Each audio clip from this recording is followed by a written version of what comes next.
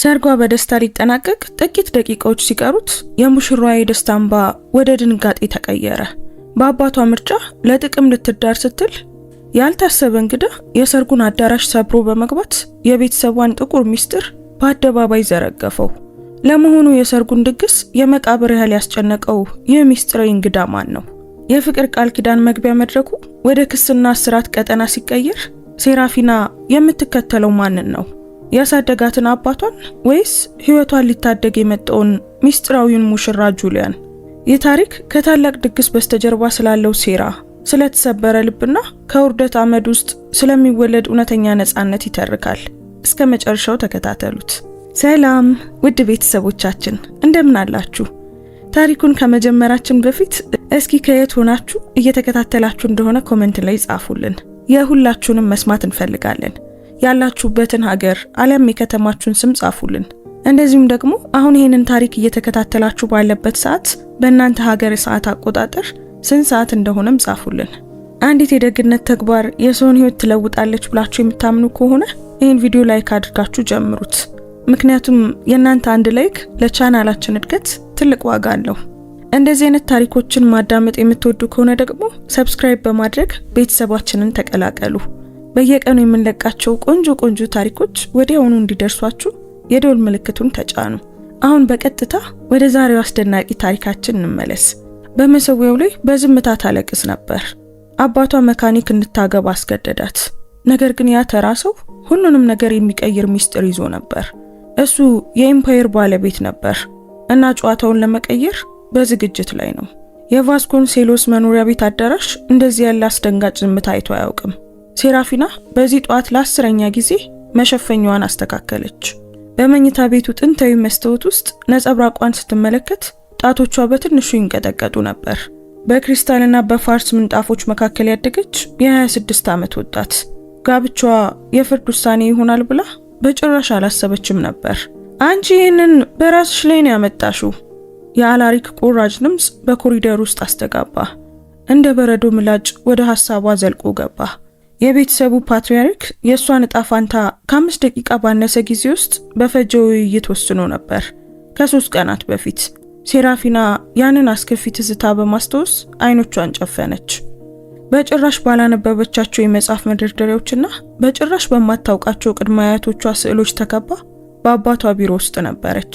አላሪክ ከመሃጉኒ ጠረጴዛው በስተጀርባ ተቀምጦ $1,000,000 ኮንትራቶችን በሚፈርምበት በዚያው ቅዝቃዜ ውሳኔውን አሳወቀ። የሳንቶስ አንሺያ አውደ ጥናት መካኒክ የሆነው ጁሊያን ቶርን በሚቀጥለው ሳምንት እሱን ታገቢዋለሽ። መጀመሪያ ላይ ሴራፊና ይህ መጥፎ ቀልድ መስሏት ነበር። አባቷ በአሲዳማ ቀልዶቹ የሚታወቀው አንዳንዴ በማይረቡ ሁኔታዎች ላይ ይቀልድ ነበር። ነገር ግን ተከትሎ የመጣው ዝምታና የማይለወጥ እይታው በእነዚያ ቃላት ውስጥ ምንም የሚያስቅ ነገር እንደሌለ አረጋገጠ። አባዬ አልገባኝም። በሚገባ ገብቶሻል ሴራፊና።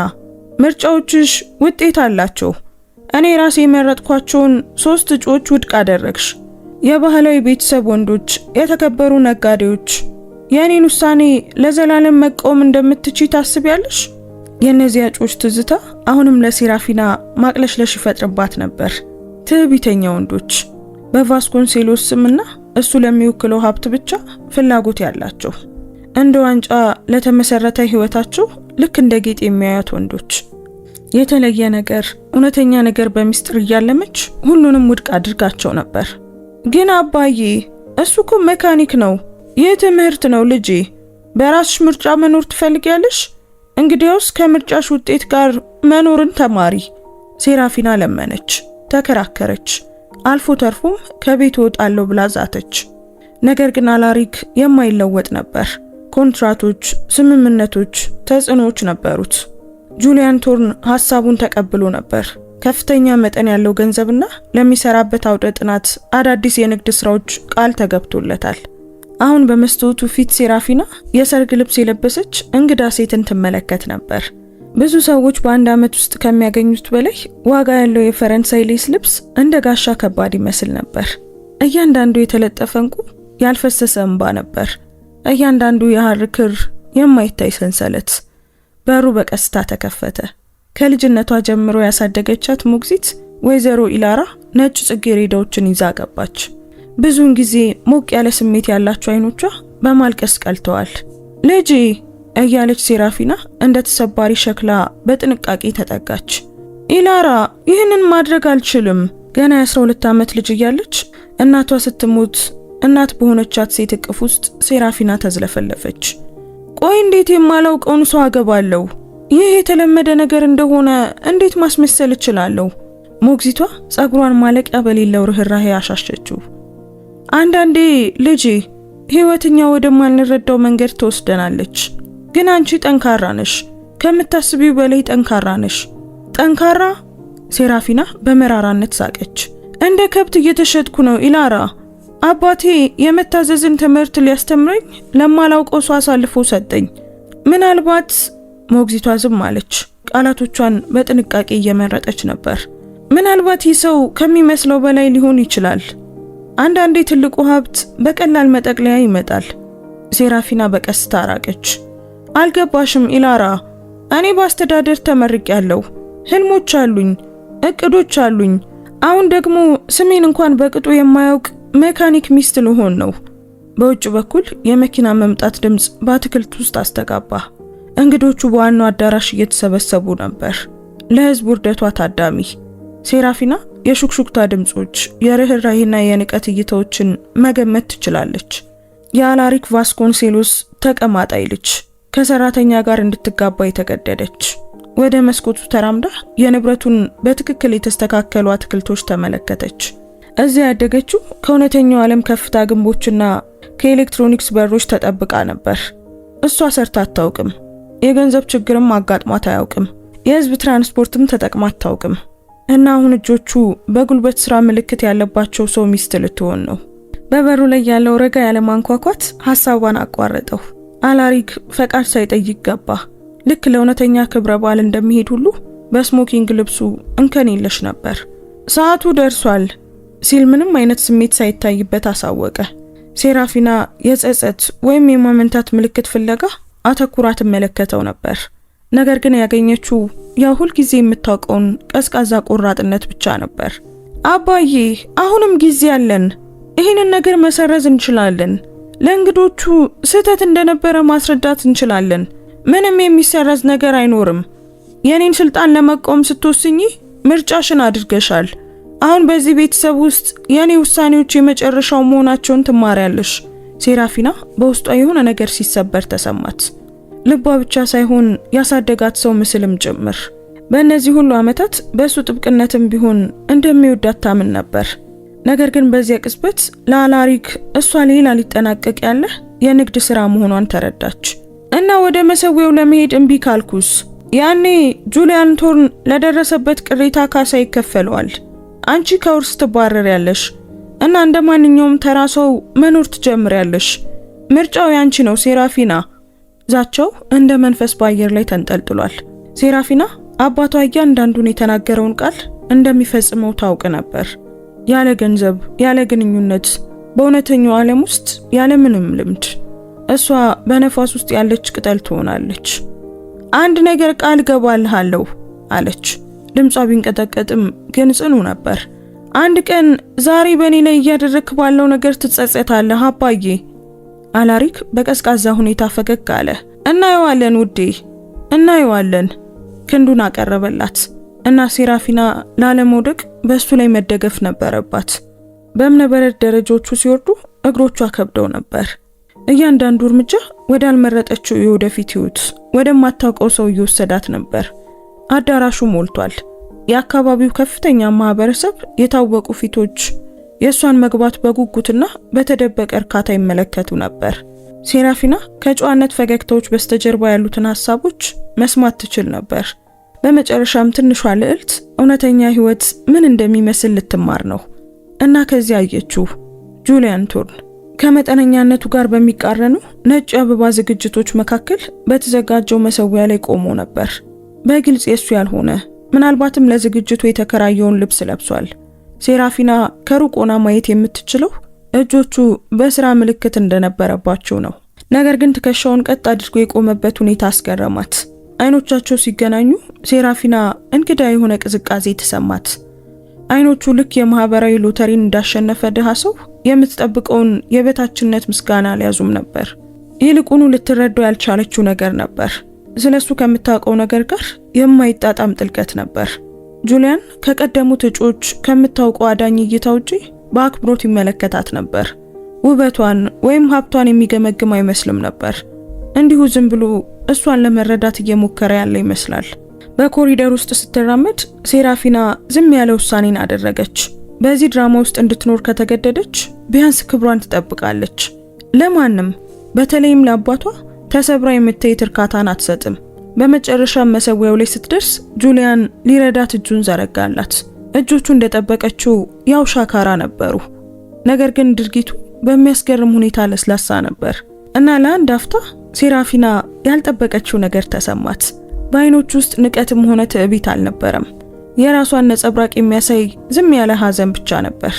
መሪው ስነ ስርዓቱን ጀመረ፣ ግን ሴራፊና ቃላቱን በጭራሽ አልሰማችም። ከጎኗ ባለው ሰው ላይ ያተኩራ ነበር። እሱን ከቦት ያለውን ሚስጥር ለመፍታት እየሞከረች። አንድ ተራ ሜካኒክ የማያውቃትን ሴት ለማግባት ለምን ይስማማል? ገንዘቡ ሁሉንም ነገር ያብራራል ወይስ ከጀርባ ሌላ ነገር ይኖር ይሆን? ለቃለ መሐላ ጊዜው ሲደርስ ጁሊያን ባስገረማት ጽኑ ድምጽ ተናገረ። እዚህ ያመጡን ሁኔታዎች ምንም ቢሆኑ ላከብርሽ፣ ልጠብቅሽ ቃል እገባለሁ። ሴራፊና ስላቅ ወይም ውሸት ፍለጋን ተመለከተችው። ነገር ግን ያገኘችው ቅንነትን ብቻ ነበር እና እጣፋንቷን ካወቀች በኋላ ለመጀመሪያ ጊዜ በተጎዳው ልቧ ውስጥ ትንሽ የማወቅ ጉጉት ዘር በቀለች። ምናልባት በዚህ ታሪክ ውስጥ ካሰበችው በላይ ብዙ ነገር ይኖር ይሆናል። የሰርጉ አቀባበል እንዳስፈሪ ቲያትር ቀጠለ። ሴራፊና ለማይረቡ ሰላምቶች በሜካኒካዊ መንገድ ፈገግ ስትል ጁሊያን በአክብሮት ዝምታ ከጎኗ ቀረ። እንግዶቹ ከውጭ የመጣ ሻምፓኝና በከተማው ምርጥ ሼፎች የተዘጋጁ ምግቦችን እየበሉ በዋናው አዳራሽ ይዘዋወሩ ነበር። ምን አይነት ሁኔታ ነው ትል ነበር ወይዘሮ ዴኔቪቭ፣ የዲፒቲ ስተርሊንግ ሚስት ለቅርብ ጓደኛዋ። አስቡት እስኪ ሴራፊና ቫስኮንሴሎስ ከሰራተኛ ጋር ተጋባች። አላሪክ የራሱ ምክንያቶች ይኖሩታል ስትል ቢያትሪስ በአንገቷ ላይ ያለውን እንቁ እያስተካከለች መለሰች። ምናልባት ለልጅቷ ትህትናን ሊያስተምራት ፈልጎ ይሆናል። እሷ ሁልጊዜም ሞልቃቃ ነበረች። ሴራፊና እንዳልሰማች ትመስል ነበር። ነገር ግን እያንዳንዱ ቃል ቀድሞውኑ በቆሰለው ነፍሷ ላይ እንደ መርፌ ነበር። ጁሊያንን በድብቅ ትመለከተው ነበር። ምንም እንኳን የንቀት እይታዎች ቢኖሩም እንዴት እርጋታውን እንደጠበቀ አስተዋለች። ክሪስታል ብርጭቆውን የያዘበት መንገድ ግራ የሚያጋባ ነገር ነበረው። ዋጋ ያለው ነገር እንዳይሰብር ከሚፈራ ሰው ጥንቃቄ ጋር ሳይሆን ልክ ጥሩ ቁሳቁሶችን እንደለመደ ሰው በተፈጥሯዊ ሁኔታ ነበር። ለጋብቻችሁ እንኳን ደስ ያላችሁ በማለት ከ4 ወራት በፊት ሴራፊና ውድቅ ካደረገቻቸው እጮች አንዱ የሆነው ኤልስታይር ቫንስ ቀረበ። የሱ ስላቃይ ፈገግታ በደንብ ያልተደበቀ እርካታን አልሸሸገም ነበር። ምን አይነት አስደሳች አመለካከት ለውጥ ነው ሴራፊና! እናመሰግናለሁ ስትል ባጭሩ መለሰች። ጁሊያን እንደ ዝምተኛ ጋሻ በረቀቀ ሁኔታ ወደሷ ሲቃረብ ተሰማት። አንተ ደግሞ ጁሊያን ነህ አይደል? ኤልስታር ግልጽ በሆነ የበላይነት ስሜት ወደ አዲሱ ባል ዞረ። እድለኛ ነኝ ብለህ እያሰብክ መሆን አለበት ቫስኮንሴሎስን ማግባት። ይህ የአንድ ሰውን ህይወት ይለውጣል ብዬ አስባለሁ። ሴራፊና የበታችነት ምላሽ፣ ምናልባትም የተጋነነ ምስጋናን ትጠብቅ ነበር። ነገር ግን ጁሊያን ዝም ብሎ ግራ በሚያጋባ በራስ መተማመን ፈገግ አለ። እድል አለ በርካታ። አንዳንዴ ራሱን የሚገልጥበት ያልተጠበቁ መንገዶች አሉት። ኤልስታር በሚስጥራዊ ምላሽ በግልጽ ግራ ተጋብቶ አይኑን አርገበገበ። ሴራፊናም እንዲሁ ተገርማ ነበር። ምን አይነት ሜካኒክ ነው በዚህ መንገድ የሚናገረው? ከሰዓታት በኋላ የመጨረሻዎቹ እንግዶች በመጨረሻም ሲሄዱ ሴራፊና በዋናው አዳራሽ ውስጥ ከጁሊያን ጋር ብቻዋን ቀረች። አላሪክ በገነባው ትርኢት ምናልባት ረክቶ ወደ ቢሮ ገብቷል። መነጋገር ያለብን ይመስለኛል። ሴራፊና በስነ ስርዓቱ ሁሉ ያደረገችውን የሌስ ጓንት እያወለቀች ዝምታውን ሰበረች። ጁሊያን ተስማማ። ብዙ ጥያቄዎች እንዳሉሽ እገምታለሁ። ጥቂት ናቸው አለች በድጋሚ እያጠናችሁ። አሁን ከሚጓጉ እይታዎች ርቃ በበለጠ ትኩረት ልትመለከተው ትችላለች። በአካሄዱ በቅንጦት አካባቢ ውስጥ በሚንቀሳቀስበት ሁኔታ ውስጥ ከተራ ሰራተኛ ምስል ጋር የማይጣጣም ነገር ነበር። መጀመሪያውኑ ለምን ተቀበልክ? ለምን የተቀበልኩ ይመስልሻል ሴራፊና? የቁጣ ብልጭታ ተሰማት። ጥያቄን በሌላ ጥያቄ አትመልስልኝ። አባቴ ገንዘብ እንደሰጠህ አውቃለሁ። ባል ለመግዛት ግን ምን ያህል አስፈለገ? ጁሊያን ለረጅም ጊዜ ተመለከታት። ጥቁር አይኖቹ እሷ መደበቅ ያልቻለቻቸውን ነገር የሚያነቡ ይመስሉ ነበር። በእውነት እንደተገዛው ታምኛለሽ? አልተገዛህም? ሴራፊና በተጎዳ ኩራት አገጯን ከፍ አድርጋ እጆቿን አጣመረች። ታዲያ እንዴት አንድ ተራ ሰው የማያውቃትን ሀብታም ሴት በፍቅር ለማግባት ይስማማል? ምናልባት ጁሊያን በቀስታ ተናገረ፣ አንቺ እንደምታስቢው እንግዳ ላይሆን ይችላል። ሴራፊና ይህንን ምላሽ ሙሉ በሙሉ ከማሰላሰሏ በፊት አላሪክ የቆዳ ፎልደር ይዞ ከቢሮው ወጣ። ጁሊያን ሲል በበታቾቹ ላይ በሚጠቀመው የአምባገነን ድምጽ ተጣራ። ተግባራዊ ዝግጅቶችን መወያየት አለብን። ሴራፊና እንደተለመደው እዚህ መኖሯን ትቀጥላለች። አመቺ ሲሆን ልትጎበኛት ትችላለህ። ነገር ግን ስራህን በሚስጥር እንድትይዘው ጠብቃለሁ። የሴራፊና ደም ፈላ። አባቷ ጁሊያንን እንደ ሰራተኛ እያየው ነበር፣ ጋብቻውን ወደ ግልጽ የንግድ ስምምነት በማውረድ።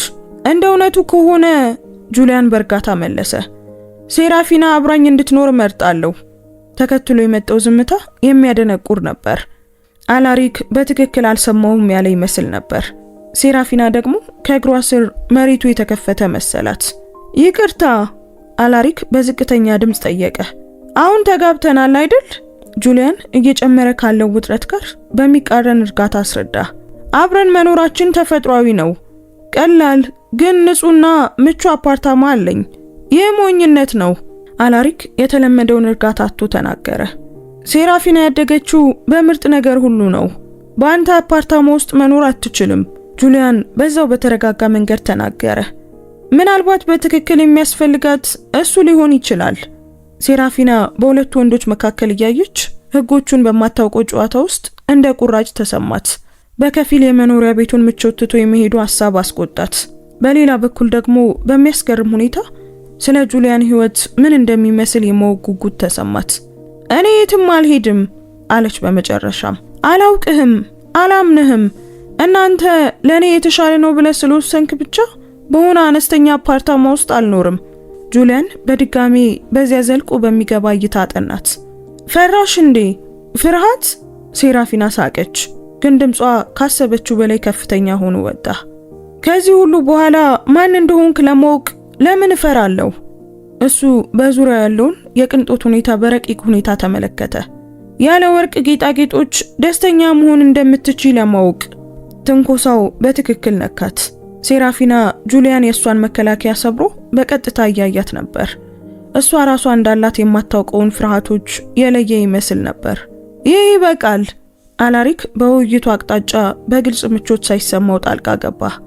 ሴራፊና እዚህ ትቆያለች። ስምምነቱ እሱ ነበር። ምን አይነት ስምምነት?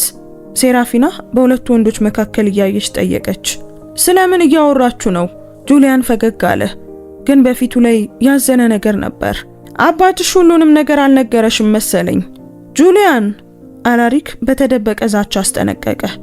ምንድነው ያልነገረኝ? ሴራፊና አንድ አስፈላጊ ነገር ልታውቅ እንደሆነ ተሰምቷት አጥብቃ ጠየቀች። ጁሊያን ቃላቱን እያመዛዘነ አመነታ። ጋብቻው የሙከራ አንቀጽ አለው። ሙከራ? አዎን፣ 1 ዓመት። ጁሊያን አስረዳ። ከ1 ዓመት በኋላ ትዳሩን መቀጠል እንደማትፈልጊ ከወሰንሽ ትዳሩ ያለምንም ህጋዊ ችግር ሊሰረዝ ይችላል። ሴራፊና በሆዷ ላይ እንደተመታች ተሰማት። የ1 ዓመት ሙከራ? ልክ ዋስትና እንዳለው ምርት። እሱ የአባትሽ ሐሳብ ነበር፣ ጁሊያን ተናገረ። እና ለመጀመሪያ ጊዜ ትምህርትሽን በትክክል እንድትማሪ ለማረጋገጥ ነው። ድምፁ ትንሽ መራራነት ነበረው። ሴራፊና በቁጣ አይኖቿ እያበሩ ወደ አላሪክ ዞረች። ይህንን እንደ ሙከራ አቀድከው አባዬ? በይፋ ልታዋርደኝና መውጫ መንገድ ልሰጠኝ ነው? ሴራፊና፣ አላሪክ ሊያስረዳት ሞከረ፣ ግን እሷ አቋረጠችው። አይ ተው እባክህ አባዬ፣ አንተ ወደ ቀልድ ቀይረኸኛል። ትህትናን ለማስተማር ብቻ ከማላውቀው ሰው ጋር የ1 ዓመት የሙከራ ጋብቻ። የቁጣ እንባ በፊቷ ላይ እየፈሰሰ ነበር። በጥንቃቄ የተሰራውን ሜካፕ አበላሸው። ቀኑን ሙሉ የጠበቀችው እርጋታ በአንድ ጊዜ ፈረሰ። አንተስ? ወደ ጁሊያን ዞረች። የዚህ ድራማ አካል ለመሆን ለምን ተስማማ? ጁሊያን ልትረዳው በማትችለው እይታ ተመለከታት። እዚያ ርህራሄ ነበር፣ ግን ደግሞ ጥልቅ የሆነ ሌላም ነገር ነበር። አንዳንዴ ትልቅ ነገር ላይ ለመድረስ ፍጹም ያልሆኑ ሁኔታዎችን መቀበል አለብን። ትልቅ ነገር? ሴራፊና በእንባ መካከል ሳቀች። በውርደትና በገንዘብ ላይ በተገነባው የውሸት ጋብቻ ውስጥ ምን ትልቅ ነገር ሊኖር ይችላል? ምናልባት ጁሊያን ወደሷ አንድ እርምጃ ተራመደ። ሁለት ሰዎች የመጀመሪያ ግምቶቻቸው ስህተት ሊሆኑ እንደሚችሉ የማወቅ እድል። ሴራፊና የውሸት ወይም የተንኮል ምልክት ፍለጋ አተኩራ አየችው። ነገር ግን ያገኘችው ግራ የሚያጋባን ቅንነት ብቻ ነበር። አባቴ በሰራው ጨካኝ እቅድ ውስጥ ለመጠቀም የተስማማኸው በእኛ መካከል እውነተኛ ነገር ሊኖር ይችላል ብለ ስላመንኩ ነው እያልከኝ ነው? እኔ እያልኩ ያለሁት፣ ጁሊያን በቀስታ ተናገረ፣ 1 ዓመት ከሚጠበቁ ነገሮችና ከቅድመ ግምቶች ርቀን በትክክል ማን እንደሆንን ለማወቅ በቂ ጊዜ ሊሆን ይችላል ነው። አላሪክ ግንኙነታቸውን እየጨመረ በሚሄድ ምቾት ማጣት ይመለከት ነበር። በግልጽ እንደሚታየው ጁሊያን እንደተጠበቀው በተገዢ ምስጋናና ለማስደሰት በሚጓጓ ስሜት እየተንቀሳቀሰ አልነበረም። ሴራፊና፣ አላሪክ ጣልቃ ገባ፣ ነገሩን በጣም እያጋነንሽው ነው። ይህ ተግባራዊ ዝግጅት ብቻ ነው። ተግባራዊ ዝግጅት? ላንተ እንደዛ ነው አይደል አባዬ? በአዲስ ቁጣ ወደሱ ዞረች። ነጥብህን ለማረጋገጥ የህይወቴን 1 ዓመት ሸጥክ። ትዳሬን ወደ ሳይንሳዊ ሙከራ ቀየርከው። ጁሊያን በድጋሚ ትኩረቷን እየሳበ በቀስታ ተናገረ። ይህኛ የወሰነው ነገር ሊሆን ይችላል። ሴራፊና በጥንቃቄ ከተመረጡት ቃላቶቹ በስተጀርባ ያለውን ለመረዳት እየሞከረች አጠናችው። ልትደርስበት ያልቻለች ጥልቅ ትርጉሞች ነበሩ። እና ለበቀል ያንን ዓመት ህይወትን መራራ ለማድረግ ብመርጥስ? ጁሊያን ፈገግ አለ። ቀኑን ሙሉ ካየችው ይልቅ ይህ የመጀመሪያው እውነተኛ ፈገግታ ነበር። ከዚያም እንዲህ አለ፣ ቢያንስ አስደሳች ዓመት ይሆናል። ምንም እንኳን ራሷ ባትፈልግም ሴራፊናም ትንሽ ፈገግታ ከንፈሯ ላይ ሲያርፍ ተሰማት። በሰጠው ምላሽ በዛቿ ያልተደናገጠበት መንገድ በውስጧ ጥልቅ ጉጉት ፈጠረ። በጣም ጥሩ አለች በመጨረሻም ራሷን የገረማትን ውሳኔ በማድረግ። 1 ዓመት ግን በእኔ ሁኔታዎች? ምን አይነት ሁኔታዎች? አላሪክ በድንጋጤ ጠየቀ። ሴራፊና በጁሊያን ላይ ብቻ በማተኮር አባቷን ችላ አለች። አንደኛ፣ እኔ እስካልፈለግኩ ድረስ ምንም አይነት አካላዊ ቅርበት አይኖርም። ሁለተኛ፣ እውነተኛ ህይወትን ማወቅ ፈልጋለሁ። እኔን ለማስደመም የተቀነባበረውን ድራማ ሳይሆን እውነተኛውን። ሶስተኛ፣ በማንኛውም ሰዓት እየዋሸክ ወይም እያታለልክ እንደሆነ ከተሰማኝ ሙከራው ወዲያውኑ ያበቃል። ጁሊያን በቀስታ ራሱን ነቀነቀ። ተቀብያለሁ፣ ግን እኔም አንድ ሁኔታ አለኝ። ምን? በእውነት እንድትሞክሪ፣ ለማምለጥ እስክትቺ ድረስ ቀኖቹን መቁጠር ብቻ ሳይሆን መኖር። ከዚህ ሁሉ ርቀሽ ማን መሆን እንደምትቺ ራስሽን እንድታውቂ ለራስሽ ፍቀጂ። ሴራፊና ሙሉ በሙሉ ወደማታውቀው ነገር ልትገባ እንደሆነ እየተሰማት እጇን ዘረጋች። ስምምነቱ ጸንቷል አለች እጇን ሲጨብጥ። በዚያ ቅስፈት ሁለቱም ጨዋታው ሙሉ በሙሉ እንደተቀየረ ተሰማቸው። በማግስቱ ጧት የቫስኮንሴሎስ መኖሪያ ቤት መስኮቶች ላይ የሚረጭ ቀጭን ዝናብ ይዞ መጣ። ሴራፊና በተለመደው አልጓ ላይ ነቃች። ግን ሁሉም ነገር የተለየ ይመስል ነበር። ከልጅነቷ ጀምሮ የምታውቀው ክፍል አሁን እንደ ውብ ሙዚየም ሆኖ ይሰማ ነበር። እውነተኛ ህይወት የሌለው። ወይዘሮ ኢላራ በሩን በቀስታ አንኳኳች። ሴራፊና በቅጡ ያልነካችውን የቁርስ ትሪ ይዛ ገባች። ሞግዚቷ ወጣቷን በእናትነት ስጋት ትመለከታት ነበር። ሜካፖ ሙሉ በሙሉ ሊደብቁ ያልቻለውን የአይን ስር ጥላ አስተዋለች። ተመልሶ መጥቷል። ኢላራ የሐር መጋረጃዎቹን እያስተካከለች በቀስታ አሳወቀች። ማን? ሴራፊና ቡናውን እያማሰለች በትዝታ ጠየቀች። ባልሽ በክፍል ውስጥ እየጠበቀሽ ነው። ሴራፊና በሆዷ ውስጥ ቁርጠት ተሰማት። በሌሊት በህልሟ ስለ ሙከራ ስምምነቱ ያወቀችውን ሁሉ ለማሰላሰል ሞክራ ነበር። በከፊል ጁሊያን እንዲጠፋ፣ ያ ሁሉ ቅዠት ደግሞ መጥፎ ህልም ቢሆን ተመኝታ ነበር። ምን እንደሚፈልግ ተናግሯል። አንቺ ዝግጁ ስትሆኚ ብቻ ማውራት ነው የሚፈልገው። ሴራፊና በጥልቀት ተነፈሰች። የማይቀረውን ነገር ማዘግየት ጥቅም የለውም። እንደሷ አቅም ቀለል ያለ ልብስ ለብሳ ጁሊያንን ለማግኘት ወረደች። እሱ በመስኮቱ አቅራቢያ ቆሞ በዝናብ የራሰውን የአትክልት ስፍራውን ይመለከት ነበር። ቀላል ግን ንጹህ ልብስ ለብሷል። ጂንስና በጥንቃቄ የተተኮሰ የሚመስል ሸሚዝ። ስትገባ ሲሰማ በፈገግታ ዞረ። እንደምን አደርሽ ሴራፊና፣ እንደምን አደርክ ብላ መለሰች በይፋዊ መንገድ ርቀቷን ጠብቃ። ስለ ትናንትናው ጥያቄ ምላሽ ለመውሰድ የመጣ ይመስለኛል። እንደ እውነቱ ከሆነ አለ ጁሊያን ከወንበሩ አጠገብ የነበረችውን ትንሽ ቦርሳ እያነሳ። አንድ ነገር ላመጣልሽ ነው። ሴራፊና ምንም እንኳን ብትቆጣም የማወቅ ጉጉት እያደረባት ቅንድቧን ከፍ አደረገች። ጁሊያን ቦርሳውን ከፈተና እሷ የማታውቀውን የአንድ ተክል ችግኝ ያለበትን ትንሽ የአበባ ማስቀመጫ በጥንቃቄ አወጣ። ይህ ምንድን ነው ባሲል? እሱ የአበባ ማስቀመጫውን እያቀረበላት አስረዳ። አያቴ ሁል ጊዜ ቤት የሚሆነው በውስጡ የሚያድግ ሕያው ነገር ሲኖር ነው ትል ነበር። ሴራፊና በድርጊቱ ተገርማ የአበባ ማስቀመጫውን በጥርጣሬ ተቀበለች። ተክሉ ትንሽ ተራ ነበር፣ ነገር ግን በደማቅ አረንጓዴ ቀለም ውስጥ የሚያጽናና ነገር ነበረው። አያት ጥበበኛ ነበሩ ብላ የአንዱን ቅጠል በቀስታ እየነካች ተናገረች። እኔ ካወቅኳቸው ሰዎች ሁሉ ጠንካራ ሰው ነበሩ አለ ጁሊያን። እና ለመጀመሪያ ጊዜ ሴራፊና በድምፁ ውስጥ እውነተኛ ስሜት አገኘች። አያቴ ከሞቱ በኋላ 5 ልጆችን ብቻቸውን አሳድገዋል። ብዙ ነገር ኖሯቸው አያውቅም፣ ግን ማንኛውንም ቦታ ወደ ቤትነት ይለውጡት ነበር። ሴራፊና ስለ አያቱ ሲናገር በአይኖቹ ውስጥ ርህራሄ መኖሩን አስተዋለች። ትላንት ካሳየው ሚስጥራዊ በራስ መተማመን ጋር የሚቃረን ተጋላጭነትም ነበር። ይህንን ለምንድን ነው የምትነግረኝ? ጁሊያን ቃላቱን በጥንቃቄ እንደሚመርጥ ሰው አመነታ። ምክንያቱም ይህንን እንደ ጨዋታ ወይም እንደ እድል እንደማላየው እንድትረጂ ስለምፈልግ ነው። በሁለት ሰዎች መካከል እርስ በርስ በእውነት ለመተዋወቅ እንደተገኘ አጋጣሚ ነው የማየው። ምንም እንኳን በአባቴ ትምህርት ስም የተዘጋጀ እንደሆነ ብታውቅም ማለት ነው። ጁሊያን በሐዘን ፈገግ አለ። አባትሽ አንዳንድ እቅዶች ከቁጥጥር ውጪ ሊወጡ እንደሚችሉ አልገመተ ይሆናል። ሴራፊና ምላሽ ከመስጠቷ በፊት አላሪክ ጁሊያን እዚያ በማግኘቱ በግልጽ ተበሳጭቶ በክፍሉ መግቢያ ላይ ታየ። ጉብኝቶች በፕሮግራም መሆን እንዳለባቸው ትላንት ግልጽ ያደረኩ መስሎኝ ነበር አለ በቀዝቃዛ ድምጽ። እንደ እውነቱ ከሆነ ሴራፊና ራሷን እየገረማት ጣልቃ ገባች። ጁሊያን ባለቤቴ ነው አባዬ፣ እና እዚህ በፈለገው ጊዜ ሊመጣ ይችላል። አላሪክ ልጁ ጁሊያንን ትከላከላለች ብሎ ፈጽሞ አልጠበቀም ነበር። አይኑን አርገበገበ። ሴራፊና አያስፈልግሽም። ምን አያስፈልገኝም አባቴ? ለባለቤቴ መሰረታዊ ክብር መስጠት ነው። ጁሊያን ንግግሩን በዝምታ ይመለከት ነበር። ነገር ግን ሴራፊና እያንዳንዱን ቃል እያንዳንዱን ድርጊት እየገመገመ እንደሆነ ሊሰማት ይችላል። ካንተ ጋር ሄዳለሁ አለች በድንገት ጁሊያንን በቀጥታ እያየች። ወዴት? አላሪክ በድንጋጤ ጠየቀ። ባለቤቴ የት እንደሚኖር ለማየት። ሴራፊና አይኗን በጁሊያን ላይ ተክላ መለሰች። 1 ዓመት አብረን የምናሳልፍ ከሆነ እውነቱን መረዳት አለብኝ። ጁሊያን ፈገግ አለ። እስከዚያ ድረስ ሲጠቀምበት የነበረውን የጨዋነት ፈገግታ ሳይሆን እውነተኛና ሞቅ ያለ ነበር። እርግጠኛ ነሽ? በትክክል እዚህ ከለመድሽው አይነት ጋር ተመሳሳይ አይደለም። እርግጠኛ ነኝ አለች ሴራፊና እና በቁም ነገር እንደተናገረችው ተረዳች።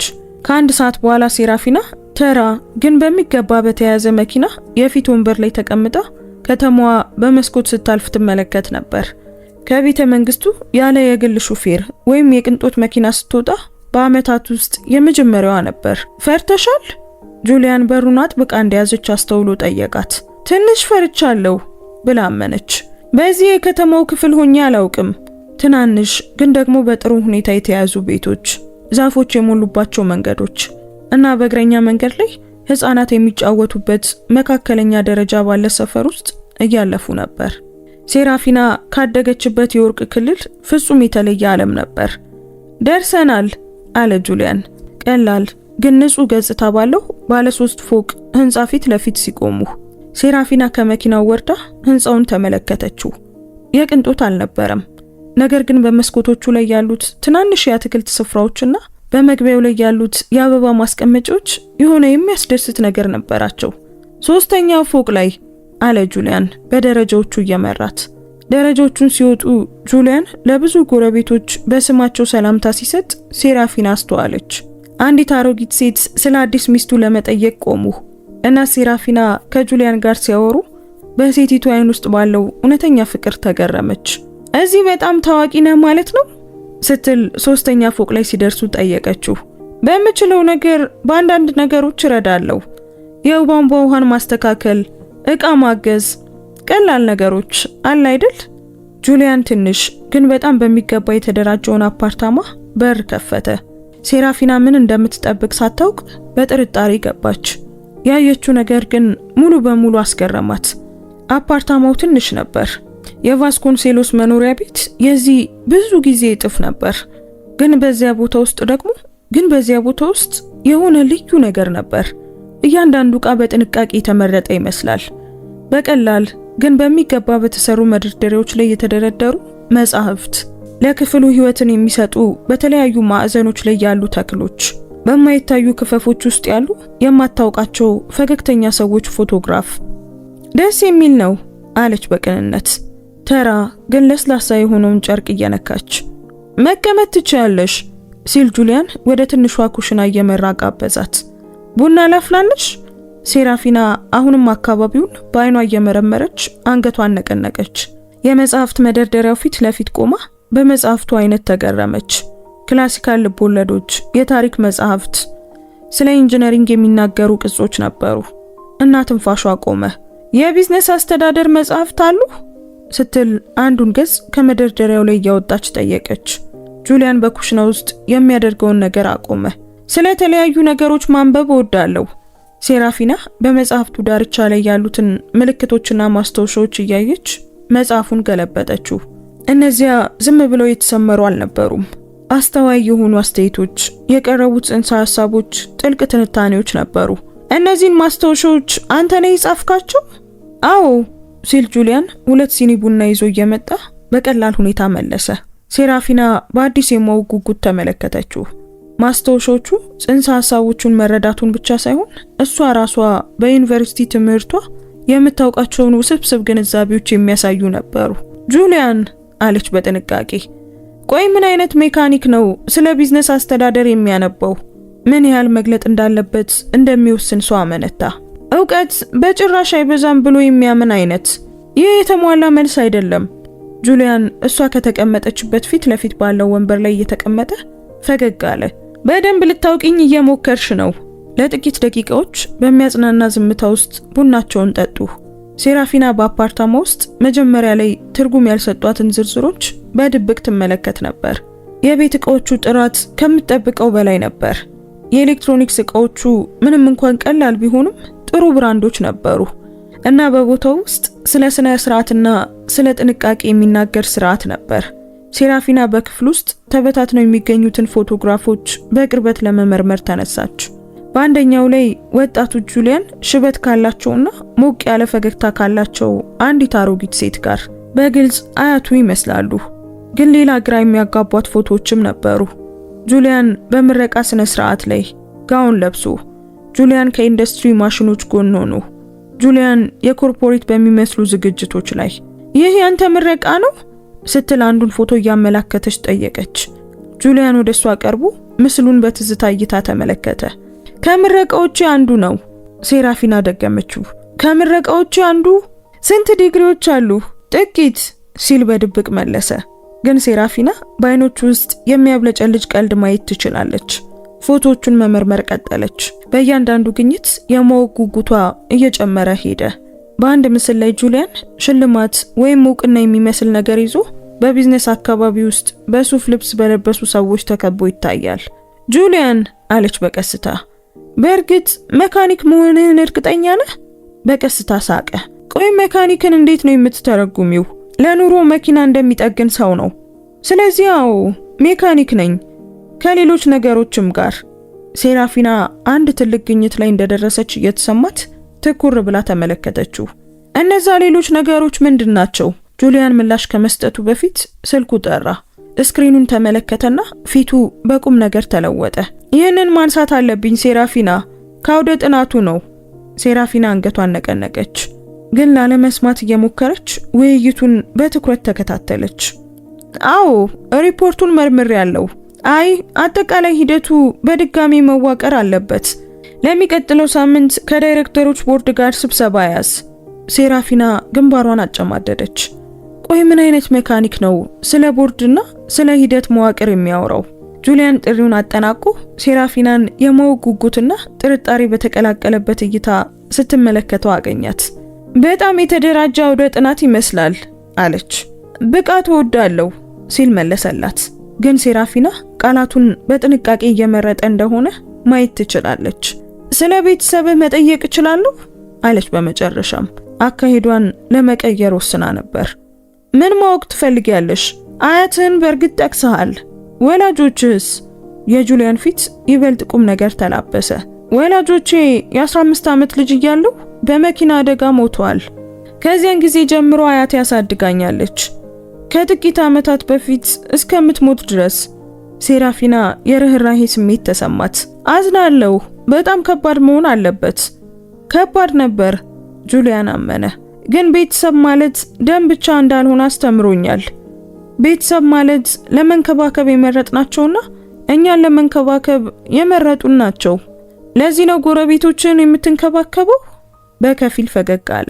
ደግሞም ትናንሽ ድርጊቶች ሙሉ ህይወትን ሊቀይሩ እንደሚችሉ ስለማምን ነው። ሴራፊና በቃላት ውስጥ ያሉትን ጥልቅ ትርጉሞች ለመረዳት አጠናችው። በዚያ ሰው ውስጥ ከላይ ከሚታየው በላይ ጥልቀት ነበረው። ጁሊያን አለች በጥርጣሬ፣ አንድ የግል ጥያቄ ልጠይቅህ? እሺ፣ ለምንድነው በእውነት እኔን ለማግባት የተስማማኸው? እባክህ እውነቱን ንገረኝ። ለገንዘብ ብቻ እንደሆነ አትንገረኝ። አንተ ካየሁ ጊዜ ጀምሮ ለገንዘብ የምትጨነቅ ሰው አትመስልም። ጁሊያን ለረጅም ጊዜ ተመለከታት። ጥቁር አይኖቹ ምን ያህል መግለጥ እንደሚችል የሚገመግሙ ይመስሉ ነበር። ሴራፊና፣ ነግሬሻለሁ እኮ አንዳንዴ ፍጹም የሆኑ አጋጣሚዎችን ለመፍጠር ፍጹም ያልሆኑ ሁኔታዎችን መቀበል አለብን። ይህ አሁንም መልስ አይደለም። በእርግጥ አይደለም። ፈገግ ብሎ ተስማማ። ግን እውነት ነው። ሴራፊና ራሷን መቆጣጠር አቅቷት ሳቀች። አንተ ተስፋ የምታስቆርጥ ሰው ነህ። አንቺ ደግሞ ማመን ከምትፈልጊው በላይ የማወቅ ጉጉት አለሽ። እርስ በርስ ተያዩና ሴራፊና በመካከላቸው የሆነ አንድ ነገር እየተለወጠ እንደሆነ ተሰማት። በእርግጥ ገና አካላዊ መሳሳብ አልነበረም። ይበልጥ ረቂቅ የሆነ ነገር ነበር። መጀመሪያ ካሰቡት በላይ እርስ በርስ የሚገኝ ብዙ ነገር ሊኖር እንደሚችል ማመን። አንድ ነገር ላሳይሽ፣ ጁሊያን ተነስቶ ጠየቀ። ሴራፊና የማወቅ ጉጉት ተሰማት። ቀደም ብላ ወዳላስተዋለችው ትንሽ ቢሮ ገብቶ አንድ ደብተር ይዞ ተመለሰ። ስዕሎች ናቸው ስትል ጠየቀች። ደብተሩን ከፍቶ ፕሮጀክቶች ሲል አረማት። ለህንጻው የሚሆኑ ማሻሻያዎች፣ ለሰፈሩ የሚሆኑ ሐሳቦች፣ የሰዎችን ህይወት ትንሽ የተሻለ ሊያደርጉ የሚችሉ ነገሮች። ሴራፊና ስዕሎቹን እየጨመረ በሚሄድ አድናቆት ተመለከተች። ዝርዝር ፕሮጀክቶች በቴክኒክ ትክክለኛ የሆኑና በፈጠራ የተፈቱ ነበሩ። የአካል ጉዳተኛ ህፃናት መጫወቻ ስፍራ፣ የዝናብ ውሃ አጠቃቀም ስርዓት፣ የማህበረሰብ አትክልት ስፍራ። ይህንን ሁሉ አንተ ነው ያደረከው? እነዚህ ዝም ብለው ሐሳቦች ናቸው አለ ጁሊያን በትህትና። ከሐሳብም በላይ ናቸው። ለገሃዱ ዓለም ችግሮች ብልህ መፍትሄዎች ናቸው። ሴራፊና በፕሮጀክቱ ቴክኒካዊ ጥራትና ማህበራዊ ስሜት ተደንቃ ደብተሩን መግለጧን ቀጠለች። በአንዱ ገጽ ላይ ሙሉ በሙሉ እንድትቆም ያደረጋትን ነገር አገኘች። በጣም ውስብስብ እንደሆኑ የምታውቃቸውን የኢንጂነሪንግ ዝርዝሮች ያሉት ለአንድ ሆስፒታል አዲስ ክፍል የሚሆን ፕሮጀክት። ጁሊያን አለች ስዕሉን እያመላከተች፣ ይህ ፕሮጀክት እንዲህ አይነት ነገር ለመፍጠር ከፍተኛ የሆነ ስትራክቸራል ኢንጂነሪንግ እውቀት ይጠይቃል። እሷ ወደ አመለከተችበት ቦታ ተመለከተ እና ሴራፊና በአይኖቹ ውስጥ የጥንቃቄ ጥላ ሲያልፍ አየች። ማንኛውንም ነገር ከመስራቴ በፊት ብዙ ምርምር አደርጋለሁ አለ በጥንቃቄ። ምርምር ግን ይህን ያህል የቴክኒክ ዝርዝርን ሊያብራራ አይችልም። ሴራፊና አጥብቃ ተከራከረች። የአስተዳደር ትምህርቷ የሥራውን ውስብስብነት እንድታውቅ አስችሏታል። ይህ ዓመታትን የሚፈጅ ልዩ ጥናት ይጠይቃል። ጁሊያን ደብተሩን በቀስታ ዘጋውና ተመለከታት። ሴራፊና፣ በእውነት ማወቅ ትፈልጊያለሽ? አሁን ማን እንደሆንክ ማወቅ እፈልጋለሁ በቅንነት መለሰች። ምክንያቱም ስላንተ የማገኘው እያንዳንዱ ነገር ለገንዘብ ሲል የማታውቀውን ሴት ማግባት ከሚፈልግ ተራ ሜካኒክ ምስል ይቃረናል። ጁሊያን ተነስቶ ወደ መስኮቱ ተራመደ። አሁን እየወረደ ያለውን ዝናብ ይመለከት ነበር። በትከሻው ላይ ውጥረት ይታያል። ልክ ከአንድ ከባድ ውሳኔ ጋር እየታገለ ያለ ይመስላል። ቆይ ስለኔ ገና ልገልጻቸው የማልችላቸው ነገሮች ቢኖሩስ? ለምን? ምክንያቱም ወደሷ ዞሮ አያት። አንዳንድ እውነታዎች ሁሉንም ነገር ይለውጣሉ ሴራፊና፣ እና ገና ለዚያ ዝግጁ መሆንሽን እርግጠኛ አይደለሁም። ሴራፊና ከስጋት ጋር የተቀላቀለ ጉጉት ተሰማት። ለኔ ምርጫ እየሰጠኸኝ ነው? ከኔ ጋር ስትሆኚ ሁልጊዜም ምርጫ ይኖርሻል አለ ጁሊያን በጽኑ።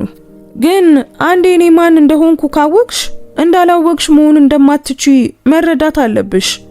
ሴራፊና በቃላቱ መካከል ያለውን ለማንበብ እየሞከረች አጠናችው። እዚያ የሆነ ትልቅ ነገር ነበር፣ ያስተዋለቻቸው አለመጣጣሞችን ሁሉ ሊያብራራ የሚችል ነገር። ጁሊያን አለች በቀስታ፣ አንተ ዝም ብለህ መካኒክ አይደለህም አይደል? እሱ ለረጅም ጊዜ ተመለከታት። ምን ይመስልሻል? በዚህ ታሪክ ውስጥ ማንኛውም ሰው ከሚገምተው በላይ ብዙ ነገር እንዳለ ይሰማኛል። ጁሊያን ደብተሩን ዘጋውና በቀጥታ አያት። እና የቀረውን ለማወቅ ተዘጋጅተሻል? ሴራፊና ልቧ በኃይል ሲመታ ተሰማት። ፍርሃት ይሁን ጉጉት አላወቀችም። ነገር ግን ባለቤቷን የከበቡትን ሚስጥሮች የመፍታት ተስፋ አስደሳች ነገር ነበረው። ተዘጋጅቻለሁ ስትል መለሰች እና ተገዳ መጋባቷን ካወቀች በኋላ ለመጀመሪያ ጊዜ እውነተኛ የተስፋ ስሜት ተሰማት። ምናልባት ብቻ የዓመት ቅጣት ላይሆን ይችላል። ምናልባት እንደፈለገችው እንደሆነ ያላወቀችው ነገር ጅማሬም ሊሆን ይችላል። ከዚያም ጁሊያን ፈገግ አለ። በቀስታ እንጀምር። ነገ አብረን ብንበላስ? እኔ አበስላለሁ። ምግብ ታበስላለህ እንዴ? ስለኔ ልታውቂው የምትችው ሌላ ነገር ነው። ሴራፊና ፈገግ አለች። ከሰርጉ በኋላ ይህ የመጀመሪያው እውነተኛ ፈገግታዋ ነበር። እሺ፣ ግን በኩሽና ውስጥ ማገዝ ባልችል እንደማትፈርድብኝ ቃል ከገባህልኝ ነው። ችግር የለውም፣ ቃል እገባለሁ። ጁሊያን ሳቀ። ደግሞም ሁለታችንም የምንማራቸው ብዙ ነገሮች አሉን። እና በዚያ ቅጽበት ሴራፊና ጨዋታው ማንኛውም ሰው ካቀደው በላይ ወደሆነ በጣም አስደሳች ነገር የተቀየረ መሰላት። ለመውጣት ሲዘጋጁ ሴራፊና ጁሊያን ያመጣው የባሲል አበባ ማስቀመጫን በድጋሚ ያነሳች። ትንሿ ተክል በመካከላቸው እያደገ ያለ የአዲስ ነገር ምልክት ትመስል ነበር። ተሰባሪ ቢሆንም ወደ ውብ ነገር የመለወጥ አቅም ያለው። ጁሊያን አለች በሩ ላይ ሲደርሱ። አመሰግናለሁ። ለምን? ተስፋ እንዳደርግ ምክንያት ስለሰጠኸኝ። እሱ ፈገግ አለ እና ሴራፊና በዚያ ፈገግታ ውስጥ የሚቀጥሉት ቀናት ስለገዛ ህይወቷ አውቃለሁ የምትለውን ሁሉ የሚቀይሩ ግኝቶችን እንደሚያመጡ ፈጽሞ አላወቀችም ነበር። እራት ለምሽቱ 1 ሰዓት ተቀጥሮ ነበር። ነገር ግን ሴራፊና ከ20 ደቂቃ በፊት ወደ ጁሊያን አፓርታማ ደረሰች። ለማንም ሰው ብትናገር በጭንቀት ሳይሆን በሳይንሳዊ የማወቅ ጉጉት እንደሆነ ትገልጻለች። ጁሊያን በተፈጥሮ ሁኔታው እየተገመገመ እንደሆነ ሲያውቅ ይከተላል ብላ የጠረጠረችው ጥንቃቄ የተሞላበት ትርኢት ሳይኖር ማየት ፈለገች። በዝምታ ደረጃውን ወጣች። በሁለተኛ ፎቅ ላይ ከጁሊያን አፓርታማ የሚመጡ ድምጾችን ስትሰማ ቆመች። በሩ በከፊል ተከፍቶ ነበር። ደረጃውን ወጣ ስትቃረብ ሴራፊና ግንባሯን እንድታጠፍ የሚያደርግ ውይይት ሰማች።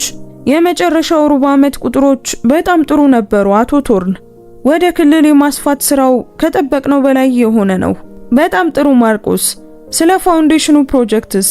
በዚህ ወር 23 የትምህርት እድሎችን አጽድቀናል። ያወጣቸው መስፈርቶች በትክክል እየሰሩ ነው። ሴራፊና ልቧ ሲመታ ተሰማት።